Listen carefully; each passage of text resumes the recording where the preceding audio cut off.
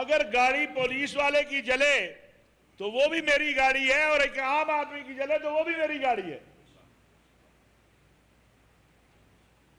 Punjab university کی بس یا کسی کالج کی بس کو اغوا کر کے لے جایا جائے یا کسی عام آدمی کی گاڑی کو لے جایا جائے تو وہ یہ کس کی ہے؟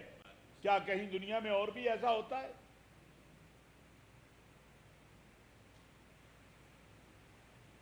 اور 2:15 بجے رات کو یہ چیز طے ہو گئی کہ جی 1 گھنٹے کے اندر انشاءاللہ ہم آپ کو خوشخبری دیتے۔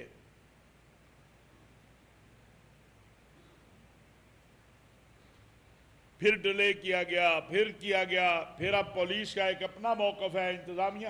لیکن میں یہ ساری بات میں ایک بات پوچھنا چاہتا ہوں کہ جو ہسپتالوں میں پولیس کے اور رینجر کے لوگ پڑے ہوئے ہیں انہیں کس نے مارا ہے؟ پھر اگر میں یہ عوام کو بھی نقصان ہوا، لیکن یہ بھی تو ان کو بھی تو کسی نے مارا ہے کہ نہیں مارا؟ اور 8 تاریخ کی رات کو کس نے مارا تھا؟ 8 تاریخ کی رات کو جب ابھی یہ شروع نہیں ہوا تھا تو 130 پولیس والے زخمی ہوئے، انہیں کس نے مارا تھا؟ کیا اس ملک کے اندر جمعیت اہل حدیث، جمعیت علماء اسلام، باقی جماعتیں مظاہرے نہیں کرتی؟ ملین مارچ ہوتے ہیں، وہاں بھی کبھی یہ ہوا ہے؟ ہر 2-3 ماہ کے بعد لاشیں گرنی، زخمی ہونا۔ بطور مذہبی قائدین کے ہماری ذمہ داری ہے ہم سچ کو اختیار کریں اور جھوٹ کو بے نقاب کریں۔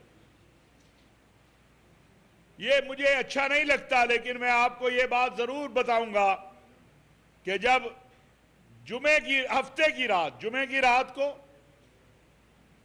بھائی آپ دائیں طرف والے ساتھی پلیز بیٹھ جائیں، آپ تشریف رکھیں، بیٹھ جائیے جہاں جگہ ملتی ہے۔ اس رات کو جب خواتین کو گرفتار کیا گیا تو کون تھا جو ان کے لیے کھڑا ہوا؟ میں تھا، وہ شخص جس نے ہر فورم پر بات کی کہ یہ زیادتی ہے، ان خواتین کو فوراً رہا کیا جائے۔ اور الحمدللہ اس بات سے کوئی انکار نہیں کر سکتا کہ جب تک وہ خواتین واپس گھر نہیں گئی میں سکون سے نہیں بیٹھا۔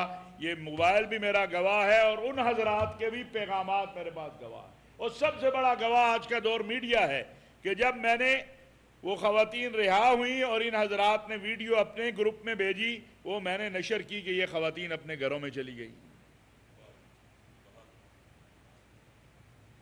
پرسوں مجھے علم میں آیا کہ شیخوپورہ میں کوئی خواتین پہ پرچہ ہوا ہے۔ میں نے ہائر اتھارٹی سے رابطہ کیا کہ بھائی یہ کام، اور مجھے ابھی تھوڑی دیر پہلے الحمدللہ بتایا گیا ہے کہ خواتین اور بچوں کے معاملے کے اوپر واضح ہے کہ کسی خاتون کو گرفتار نہیں کیا جائے گا، اور جو خاتون گرفتار ہیں انشاءاللہ وہ بھی اپنے گھروں کو جائیں۔ ہم نے اجر اللہ سے لینا ہے۔ میرا تو بھائی میرے اوپر تو فتوی ہی لگائیں گے اور تو کچھ نہیں کر سکتے، لیکن ہم ان فتووں سے نہیں ڈرتے کیونکہ ہماری نیت اللہ کی رضا ہے۔ میں نے ایک صاحب سے عرض کی تھی جو مذاکرات میں تھے کہ اگر میں نے ایک بندہ بچا لیا میں سمجھوں گا میں کامیاب ہو گیا، ایک بچا لیا، ورنہ میں کہتا مجھے تو روز گالیاں دیتے ہیں، ابھی بھی دے رہے۔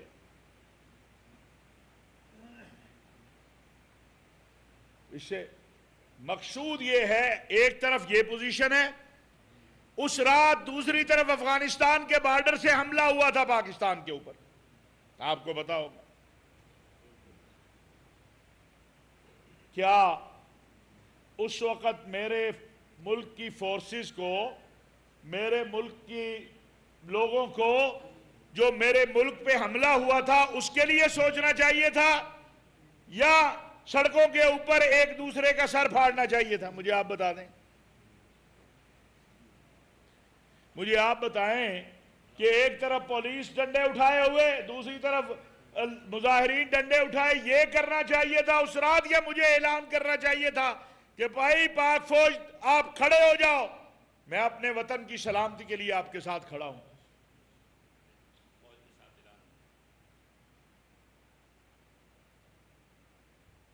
چونکہ میں اپنی گفتگو اسی میں مکمل کر لوں گا، پھر آپ حضرات کو بیسیکلی جو چند باتیں میں آپ کے سامنے رکھنا چاہتا ہوں، اور بالخصوص چونکہ یہ لاہور شہر میں مرید کے لاہور اس کے درمیان معاملات، اور یہ موضوع نہیں ہے میرا. ابھی کچھ لوگ آ گئے ہیں کہ افغانستان سے آپ پر حملہ ہوتا ہے تو اسے بھی قبول کر لیں جی، ہمارے بھائی ہیں جی، بالکل بھائی ہیں. یہ مولانا عبدالرب امجد صاحب یہاں بیٹھے ہیں، مولوی لیاقت صاحب ادھر موجود تھے اگر ہیں تو. او بھائی، ہم نے تو اپنی ساری زندگی افغانستان کے جہاد کو دی ہے.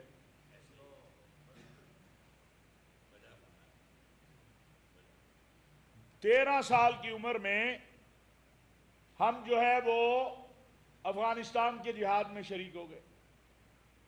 13 سال میری عمر تھی. یہاں بھی مجھے کوئی ساتھی ملے جامع قاسمیہ کے، جب موقوف علیہ میں ہم جامع قاسمیہ میں گئے تو وہاں ہمارے بنگالی ساتھی، یہ پتہ نہیں ہے میرے سے داڑھی سفید ہیں ان کی، ممکنہ بڑے ہوں گے یا ہم عمر ہوں گے، سارا ٹائم جو ہے افغانستان کے جہاد میں لگتا تھا، جو 3 ماہ کی چھٹیاں آتی تھی، اور بیچ میں بھی جب ضرورت پڑ جاتی تھی. اب یہ تاریخ ہے، اس تاریخ کو کوئی دائیں بائیں کر نہیں سکتا. کیسے کریں گے دائیں بائیں اس تاریخ کو؟ میں نے افغانستان کے لیے کل بھی خون دیا، آج بھی میں اپنے 15 لاکھ سے زیادہ افغان بھائیوں کی یہاں خدمت کر رہا ہوں. لیکن میرا ملک، اگر کوئی میرے ملک پہ حملہ آور ہوگا تو یہ تو نہیں ممکن ہے کہ میں کہوں اچھا میرا گھر تو تباہ کر دے، تو میرا بھائی ہے، چلو جی 1 بار تباہ کر دیا، 2 بار کر دیا، 4 بار کر دیا، روز ہی یہ کام ہو، یہ تو نہیں ہو سکتا. تو انشاءاللہ ان تمام چیزوں کے اوپر میں کچھ آپ حضرات سے گزارش کروں گا، میڈیا کے دوستوں سے بھی عرض کروں گا. سب حضرات سے گزارش ہے کہ میں نے یہ ابتدائی اس لیے بیان کیا. اور ایک اور بات بھی عرض کر دوں، کوئی مسجد مدرسہ بند نہیں ہوگا انشاءاللہ تعالی، نہ ہونے دیں گے انشاءاللہ، یہ میرا آپ سے وعدہ ہے. جمعے والے دن، جمعے کی رات اس شہر لاہور میں 40 مسجدیں سیل کی تھی انتظامیہ نے. میں نے کہا کہ جمعے کا اجتماع وہاں ہوگا، جمعے کی نماز ہوگی، جمعے کا خطبہ ہوگا. الحمدللہ 40 کی 40 میں جمعے کا خطبہ بھی ہوا، نمازیں بھی ہوئیں اور مسجدیں کھلی ہوئی ہیں. راولپنڈی، اسلام آباد، پورے ملک کے اندر نہ کسی مدرسے کو بند کرنے دیں گے، نہ کسی مسجد کو بند کرنے دیں گے. ہاں، ہم نے انتظامیہ سے کہا ہے وہی بات. یہ دیکھیں، جو مرضی کوئی کہے، جو بات میں نے کل جیش محمد کے لیے کہی تھی، سپاہ صحابہ کے لیے کہی تھی، باقی تنظیموں کے لیے کہی تھی، وہی بات آج ہم نے کہی ہے یہاں، کہ اگر کوئی ملوث ہے دہشت گردی میں، انتہا پسندی میں، مار دھاڑ میں، حکومت ثبوت دے دے، ہم خود اس کو تالا لگا دیں گے. لیکن اور مجھے پنجاب حکومت نے اس حوالے سے، وفاقی حکومت نے یقین دہانی کروائی ہے کہ انشاءاللہ تعالی تمام مدارس کھلیں گے. جو بعض جگہ پہ 2 3 4 یا 5 سے زیادہ نہیں ہیں، اس کی وجوہات ہیں، لیکن وجوہات دور کریں گے انشاءاللہ. تدریسی کام ہوگا مدارس میں، وہ خواہ تنظیم المدارس کے تحت مدارس ہیں یا کسی اور نظم کے تحت مدارس ہیں، وہ انشاءاللہ مدارس کھلیں گے. اور وہ مدارس جو ہیں تقریباً کھل چکے ہیں، 90-95% جو ہیں. جو جہاں کوئی 2-4 جگہ ہے وہ بھی انشاءاللہ تعالی، ابھی آج میں اسلام آباد جا رہا ہوں اور مجھے امید ہے کہ انشاءاللہ اگلے 24 گھنٹے میں اس حوالے سے بھی فیصلہ ہو جائے گا.